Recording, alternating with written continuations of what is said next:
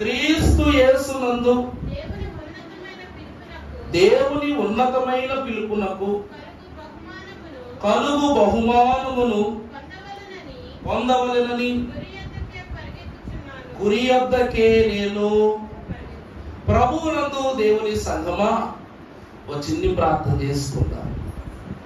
సర్వోపకారి సర్వ మేలులకు కర్త అయిన మా దేవా, ఈ లోక శోకములను దాటి, కోప తాపములను దాటి, పాప క్రియలను దాటి, పరిశుద్ధ పాద పద్మములను తండ్రి స్పృశించే ధన్యత ఈ దినమున మాకు దయచేసిన స్వామి స్తోత్రములు. మా జనకులన్నారు, నాయన నువ్వు ప్రార్థించడం మొదలు పెడితే పరలోకానికి పని పెట్టినట్టే అబ్బాయి అన్నారు కనుక ఈ మధ్య రాత్రి ఆరాధన ధన్యతలో పరలోక గవిని చవి చూచుటకు సిద్ధపడిన మాకు నీవు చూపవలసిన గురిని మాకు నేర్పించి ఆ నేర్పుతో ఆత్మీయ కూర్పును దయచేయమని నేర్పరి అయి ఉన్న యేసు నామమును వేడుకొనుచున్నాము తండ్రి, ఆమేన్. పరలోక సంతుష్టి భాగ్యమును చేరుటకు దాటి అయిన లోకపు కోట్లను దాటి సాటి లేని దేవుని ఎదుటకు మేటి అయిన సంఘముగా చేరి పోటీయే లేని గొప్ప ఆశీర్వాదములను పొందిన సాటి లేని సంఘమైన వారులారా, మీకు కోటి కోటి మరణాత. చాలా సంతోషము. రాసు కుదిరింది, అందుకే చెప్పేశా. వాక్యములు భక్తులు అంటున్నారు, క్రీస్తు యేసునందు దేవుని ఉన్నతమైన పిలుపునకు కలుగు బహుమానమును పొందవలెనని గురి యొద్దకే మనం ఏం చేస్తూ ఉన్నాం? పరిగెత్తుతున్నాం. ప్రభునందు దేవుని ప్రియమిత్రులారా, భక్తుడైన మత్తయి కూడా ఇదే మాట రాస్తున్నాడంట. ఏమిటంటే, యేసుక్రీస్తు ప్రభువు స్థిరపరచిన ఈ కాలగమనములో యేసుక్రీస్తు ప్రభువుకు తండ్రిగా పిత్రాత్మగా పరిచయించున్న దేవాది దేవుని యొక్క కాలగమనములో విశ్వాసి చేయుచున్న ప్రయాణము ఆత్మీయ ప్రయాణమని సెలవిచ్చారు. గత వత్సరము ఈ వాచ్ లైట్ సర్వీస్ జరిగించుకున్నాం, ఈ వత్సరము జరిగించుకుంటున్నాం. దేవుడు రాకడ ఆలస్యమైతే రాబోయే వత్సరం కూడా జరిగించుకుంటాం. ఇలా జరిగించుకునే కొద్దీ ఏదో ఒక క్రొత్త విషయము క్రొత్త సంవత్సరంలో ప్రవేశించేటప్పుడు మనం నేర్చుకుంటున్నాం. మొదటి అనగా నిన్నటి సోమవారం దినమున స్వస్థత దినములను గురించి మీకు కొన్ని మాటలు చెప్పాను. సామెతల గ్రంథములో 4వ అధ్యాయంలో మహాభక్తుడు రాశాడు ఈ మాట, సోమరి నువ్వేం చెయ్యి, చీమల యొద్దకు ఒకసారి తీతల్లి. సామెతల గ్రంథం 4వ అధ్యాయం 6వ అధ్యాయం తీతల్లి. జ్ఞానమును విడువక పైన చదువమ్మా.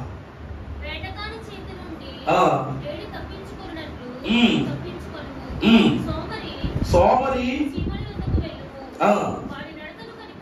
వాటి నడకలు కనిపెట్టి చాలండి. ప్రభునందు ప్రియమిత్రులారా, ఈ కొత్త సంవత్సరంలోనికి వెళ్ళబోయే మనకు గొప్ప పొందు పోలికింది. కానీ ప్రస్తుతానికి మనం అడుగుగా నలిపేసే ఒక చీమే ఉదాహరణ చేసుకుందాం. ఆ అధ్యాయములో మహాభక్తుడు ప్రారంభంలో ఒక మాట రాస్తున్నాడు, అది కూడా చదువు తల్లి. నా కుమారుడా, నీ చెలికాని కొరకు పూట పడిన ఎడల పరుని చేతిలో నీ చేయి వేసిన ఎడల చాలండి. వాక్యంలోకి వెళ్ళిపో. నా కుమారుడా అనగా నా బిడ్డ, నీ చెలికాని కొరకు నువ్వేం చేసిన ఎడలా, పూట పడిన ఎడల పరుని చేతిలో నీవు నీ చేయి వేసిన ఎడల నీ నోటి మాట వలన నీవు చిక్కుబడి ఉన్నావు. నా కుమారుడా అని ప్రభు అంటున్నారు. నీ చెలికాడు అని ప్రభు అంటున్నారు.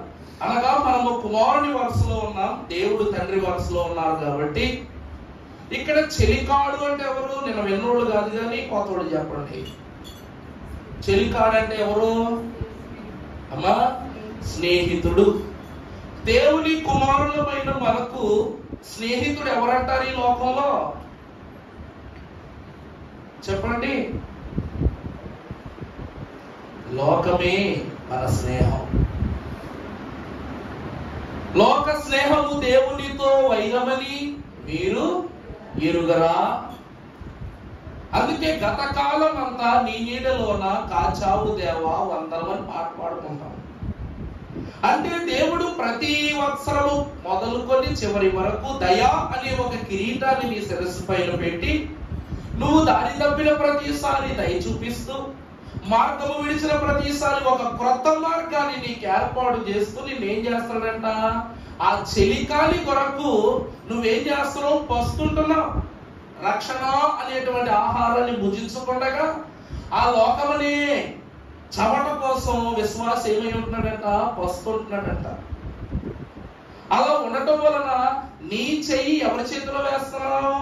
పరుని చేతిలో వేసిన ఎడల నువ్వేమవుతావంట? చదవండి.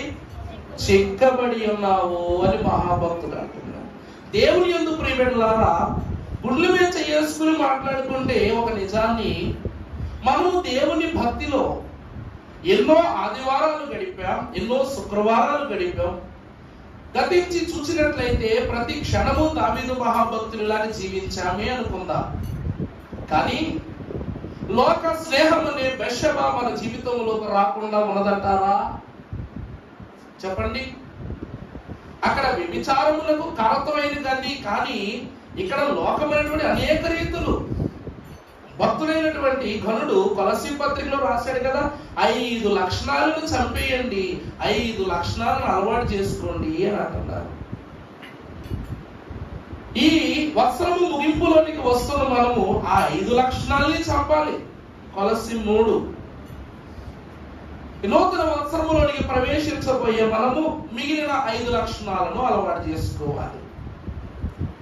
ప్రభు పేరిట పాద సాన్నిధ్యములకు వచ్చిన వాళ్ళ ఈ 5 లక్షణాలు చంపే గుణము, 5 లక్షణాలు అలవర్చుకునే గుణము మీకెక్కడ దొరుకుద్దయ్యా అంటే చీమల దగ్గర దొరుకుద్ది అంటున్నాడు మహానుభావుడు.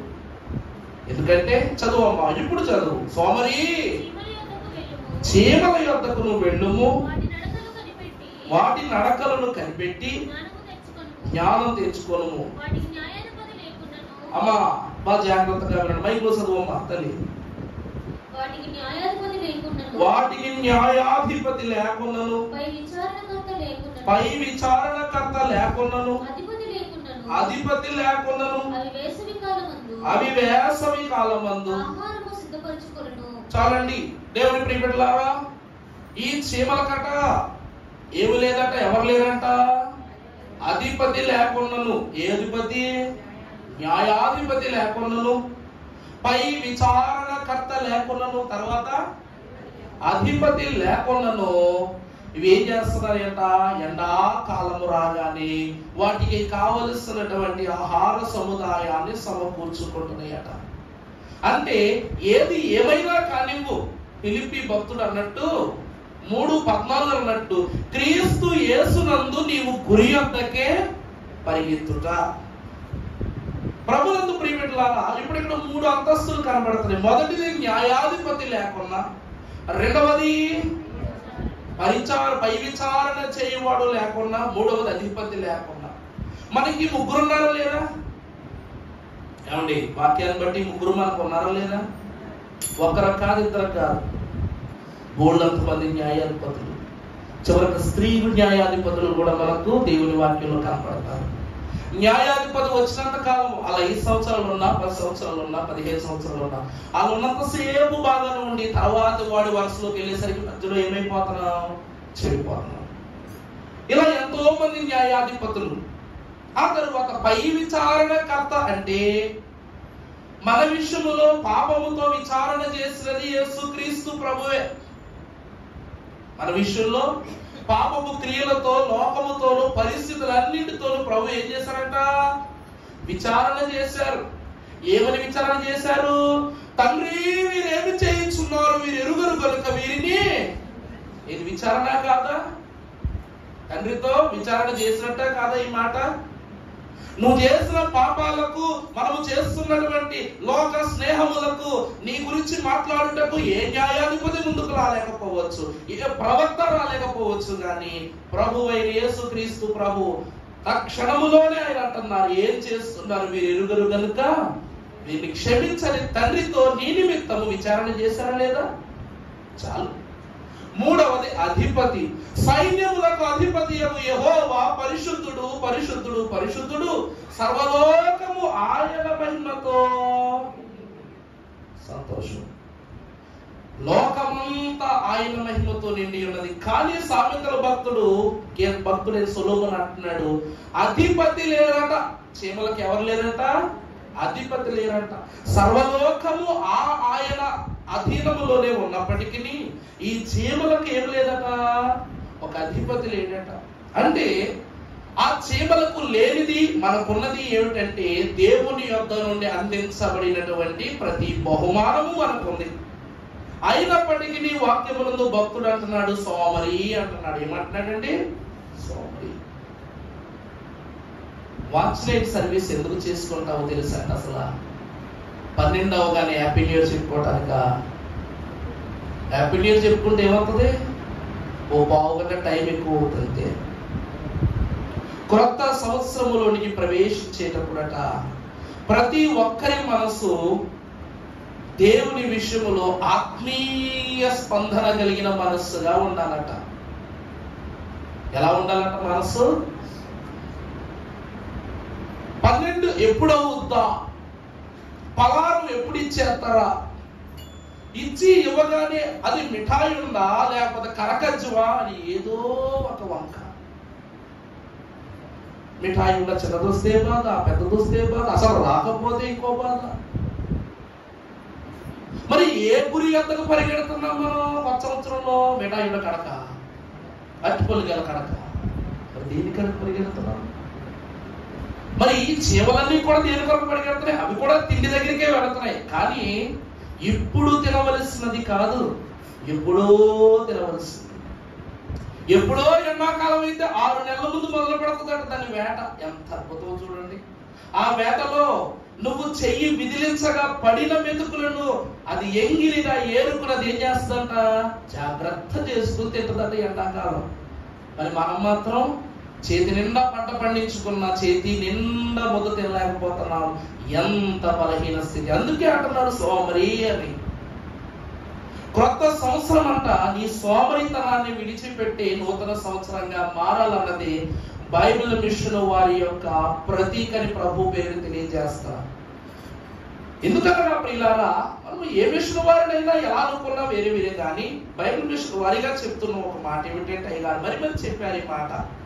మహోత్సవాలు గుడిసె కూడా లేని చోట మొదలయ్యాయంట, వెలుతురు కూడా పడని చోట్లు మొదలయ్యాయంట. జనాలైనటువంటి వారు ఆదరణ కూడా చూపించలేనటువంటి మనుషుల మధ్యలో మొదలైందట బైబిల్ మిషన్. కానీ ఈరోజు దాని చేత ఆదరింపబడుతున్న వారు ఎందరో. ఇప్పుడు బైబిల్ మిషన్ వారు ఎదిగిన వరుసలో ఉన్నారా, ఒదిగిన వరుసలో ఉన్నారా? వారు ముందు ఒదిగి ఉన్నారు కాబట్టి ఇప్పుడు ఏమై ఉన్నారు? ఎదిగి ఉన్నారు. అదే అంటున్నారు. అంటే బైబిల్ మిషన్ వారు ఎవరు కాదు? సోమరులు కాదు. ఎందుకనగా మనము రాకడానే గురి యొద్దకు పరిగెడుతున్నాం. ఈ చీమలు రాబోయే ఎండాకాలములకు సమృద్ధిగా జాగ్రత్త చేసుకునే ఆహారమును సమకూర్చే గురి వైపు పరిగెడుతూ ఉన్నాయి. ఈ చీమలకు న్యాయాధిపతి లేడు మనకున్నట్లు. సంసోను వలె, దెబోరా వలె, మహామహులైనటువంటి వారి వలె, షిమియోను వలె, ఇలాంటి మహాభక్తులు ఎంతో మంది వారి వలె వారికి ఏం లేదట? న్యాయాధిపతులు అయితే లేరు. యేసుక్రీస్తు ప్రభువు వలె శ్రమను భరించి సహించి విచారణ చేసినటువంటి నాయకత్వం కూడా వారికి లేదు. అధిపతులు అంతకంటే లేరు. అయినను అవి గురి చేరవలసిన చోటుకు, చేర్చవలసిన స్థలానికి వాటి యొక్క ఆహారాన్ని చేర్చుకుంటున్నాయి. ఈ సమయంలో కూడా సంవత్సరాంతరపు విందు మనం పుచ్చుకోవడానికి సిద్ధపడుతున్నాం. ఇదేమిందండి? సంవత్సర అంతములోని విందు. ఈ విందుతో నువ్వు ఎలా మారాలనుకుంటున్నావు? కొత్త సంవత్సరంలోకి వెళ్తున్నావా? క్రొత్త ఆలోచనలలోనికి వెళుతున్నావు. ఈ విందు ద్వారా నీకు ఏం కలుగుతాయండి? మనం పాడుకుంటాం కీర్తన ఏమని? అందుకొను రసముతో ఆయనము అందుకొందుము మర్మ మరియద్భుతము ఎందరెన్నో మాని పండుదలైనను